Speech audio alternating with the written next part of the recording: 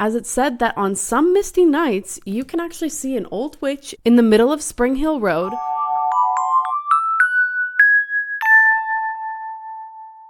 Well, hello and welcome to another Closer Look episode. That's right, you've unlocked another. So congratulations. I'm Sammy. I'll be your tour guide today. I don't know what I'm saying at this point. I hope you're all having an amazing Wednesday. And I hope you had an amazing week so far. I dearly miss my other ladies, Jessie and Lindsay. We just had the 250th 4th of July anniversary for America this last weekend.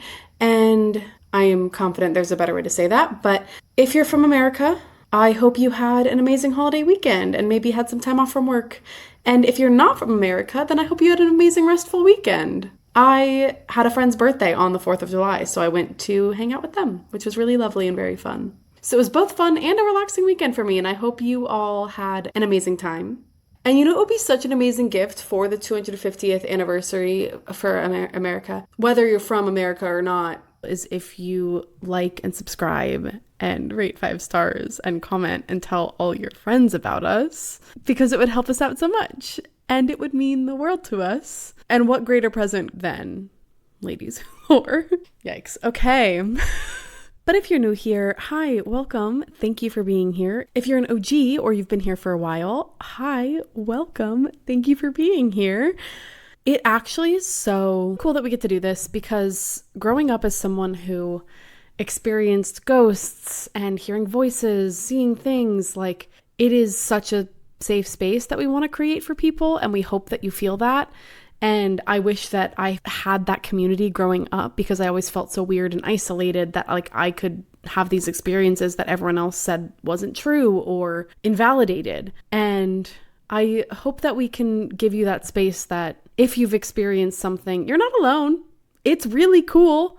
It is wild and can be scary, but we're here for you. And if you want to tell us your story and want us to tell your story, write into ladieswholorepod@gmail.com. We would love to hear what you saw, what you heard, anything. And if you don't want to or haven't had any experiences, that's cool too. If you have a local legend that you knew about growing up that you were scared of, write in as well, because we would love to tell more local lore on this channel. But if you are new here, this is our Closer Look episode where we just talk about something in smaller detail than we would a full episode. We do mini Mystery Mondays on our socials, and this gives us a chance to dive a little deeper into some of those. Sometimes we have interviews, so we use Closer Looks to talk with other people in our community and build a bigger community as well. If there's anyone that you want us to talk to or join with their community, let us know. We would love to reach out to them. And if you've already emailed about someone or a local lore, anything like that, thank you for your patience. We are slowly getting through all our emails. So you will get a response. It just might take a minute, which is very cool because we've had a lot of emails come through. Anyways, I just got back from Ireland not too long ago, and I had the best time. I met up with my friend. We traveled throughout southern Middle Ireland. We went to bookstores. I got this Irish ghost story book where it like is little ghost stories from Ireland. So cool. Maybe I'll do a closer look, or maybe we'll do a live and we like read out some of the ghost stories or something if you think that would be fun. I went to a beautiful wedding in a castle, and then I solo traveled a little bit. And I'll say, not to brag, but fully to brag, I love driving in Ireland and I am so good at it. There's something that just comes so naturally to me, and I feel like I need to be there always. But it's one of my favorite things to do is just like rent a car and drive through the countryside and the national parks. It's a stunning place.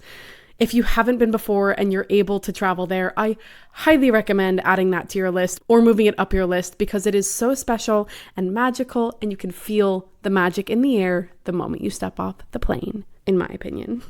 But here's the thing. I could yap about Ireland for years, so it is time to move on. And I am very excited to tell this tale today. It's one that I did do for a Mini Mystery Monday, and I wanted to see what else was on it because our Mini Mystery Mondays, they are only like a minute long at most. So there was a little more to this story. There isn't much, but it was interesting. So without further ado, let's just dive right into it, shall we? In 1783 in Connecticut, there was a woman named Hanna Hovey who was born and then eventually moved to a town called Monroe.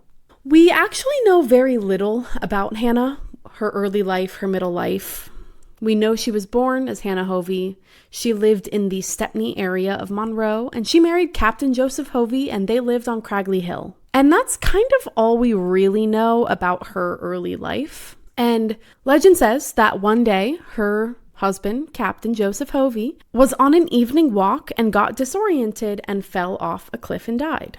And, of course, the neighbors couldn't believe that the captain could have fallen off a cliff, so rumors spread that he was put under a spell by Hanna. After these rumors spread, Hanna never remarried. She would dress in widow's black in like a long flowy skirt, and she lived alone in the forest. There was apparently a large rock that looked like there was an imprint of a cloven footprint, which many people thought was proof of her being buddies with the devil. And because of all of this, one could see how the neighbors would have translated that to, scary witch, I guess. And she would sometimes use her reputation to intimidate others. And that's how she was given the nickname Hanna Cranna by the locals. It's giving like Elphaba and Wicked when she says like, all right, enough, so be it then, let all laws be agreed, I'm wicked through and through. That's what Hanna is giving to me. She's like, well, if you're going to call me a witch and believe I'm a witch, then okay, I'll be the witch. She's like, I'll never convince you otherwise, so I'll lean into it. I'll just like do that rather than convince someone who can't be convinced, you know? Gosh. Her house was apparently guarded by snakes, and the birds surrounding her house were invulnerable to hunters. It's also said that she had a rooster named Old Boreas, which was her familiar, which is like a supernatural spirit that has taken the form of an animal to assist. And the rooster was said to only crow at midnight. There were tales of her spells, and one was about a stream that ran through her property that was filled with trout, where she would forbid anyone to fish, and then a man came to fish there. And when he caught one, she appeared and supposedly said, "Curses upon you and your fishing." And it was said that after this encounter, he never caught another fish. But like, you're gonna go fish on someone's property without permission? Come on. It might not have been private property, but still. Another time was involving two men that stopped in front of her house with a cart, and mocking her, they asked to see her magic. And she said, "Before you pass yonder tree, your wish shall be granted." And they laughed and tried to leave. But as they tried, their oxen didn't move and their wheels fell off the wagon. So magic or coincidence? Another legend said she often insisted her neighbors give her like free food and firewood, and if they didn't, she would use her reputation to threaten them. And apparently, one neighbor denied her a fresh baked pie, and it was said that Hanna cursed her so she couldn't bake again. And I don't know, maybe she couldn't bake again. And if so, coincidence or magic? It was said that she would also help people in need, but at a price. And legend goes, a desperate farmer came to her and begged her for help, as there was a long drought and his crops were dying. She agreed to help, but only if he pledged his soul to her. And he agreed without hesitation, and it rained that night, and left the farmer's harvest rich and bountiful. But who knows what ended up happening to the farmer? Neighbors clearly didn't like or trust her anymore and formally accused her of witchcraft, in which she was charged of consorting with the devil, but that case didn't go to trial. Eventually, things seemed to slow down for her, and she lived quietly until 1859 or 1860, but that's when Old Boreas crowed its last crow and he died, and the legend started stirring again. Some thought that because her familiar died, she would follow suit soon. And according to the legend, after a heavy snow, a neighbor saw her looking rough, and she said, "When I die, this is how I must be buried. My coffin must be carried by hand to the graveyard, and I must be buried after sunset, otherwise evil and trouble will come to this town." So, I love a woman that knows what she wants, you know? And she died a day or two after this happened. But with the snow, it was hard to perform her wishes, so her coffin was loaded onto a sleigh, and after moving it a little, it fell off and slid back to her front door. So they put it back on the sleigh, secured it with iron chains this time, with a few people sitting on top, And as they moved it again, the coffin shook violently and threw everyone off, and the chains burst open. So, fearing any wrath, the locals decided to carry her at this point. The sun set and she was buried, and then they went back towards the house and they found it completely engulfed in flames. And it burned for several days. And it was said that the cellar hole was haunted and they could hear like strange moans and noises out of there. Which, all of that forever burned this idea in their minds that Hanna Cranna was the Witch of Monroe. Some even say that her story is still continuing on, as it's said that on some misty nights, you can actually see an old witch in the middle of Spring Hill Road, and it's said that seeing her will cause the driver to lose control of their car, crash into her gravestone, and die. So hopefully you don't see her. Her gravestone is at the front of the cemetery close to the street, at Gregory's Four Corners Burial Grounds, located on Spring Hill Road in Trumbull, and it's open to the public to see. But if you visit, as always when visiting any cemetery, just be respectful and please be careful where you park, as there's no like formal parking area. But have you gone? Because I'm curious if you can like feel anything around the area. Although I wouldn't want to risk seeing her, you know? There's also a book called Legendary Connecticut by David E. Phillips that has info on Hanna Cranna, but I couldn't get it in time of recording this, unfortunately, but check it out if you want to. There's also other Connecticut stories in there, it seems like. But like with any good legend, who really knows what happened with Hanna Cranna and if she really was a witch or just an elderly neighbor that had some unfortunate events happen and then neighborhood gossip led one thing to another. But one thing is for sure, she will live on through this urban legend. Should we bring local neighborhoods like gossip back?